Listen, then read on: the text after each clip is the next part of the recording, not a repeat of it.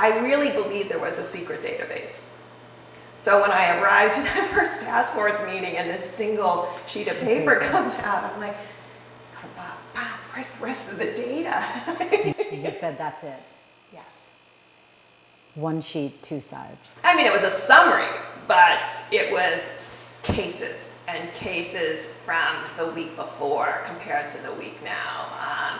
And maybe in certain cities from day to day, but not at all down to a zip code or a county.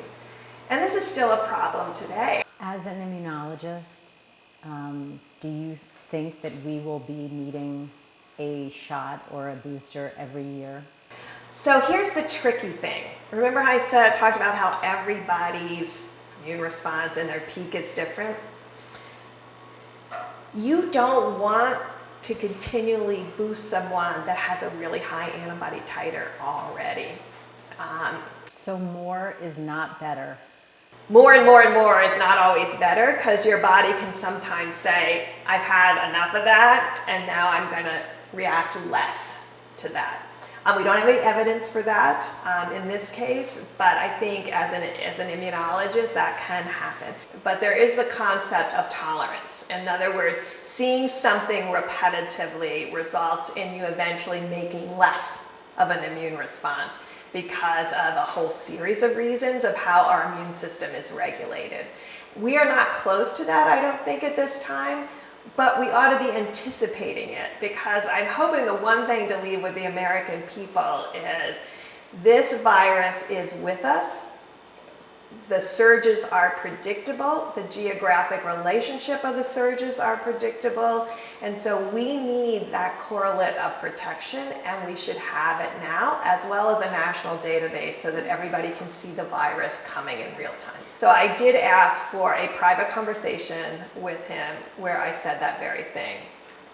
Private conversation? With Vice President Pence. And I said to him, I just want to be clear. I am saying exactly the opposite of what the president is saying, because the data is telling me that we are going to have a very deadly fall, and I have to make sure that the American people are ready. And he looked at me and he said, you need to do what you need to do.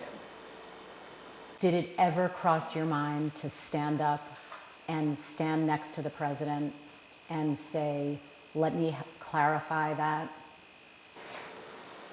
That would have been the logical and important thing to do, and that's why I covered it in the book, to say I was paralyzed in that moment because it was so unexpected. And so if that never happened again, I'll make mistakes once, but I try not to make them twice. And I think you're absolutely right. I could have gotten up and probably stood between the scientists and the president and said what I said later, not a treatment.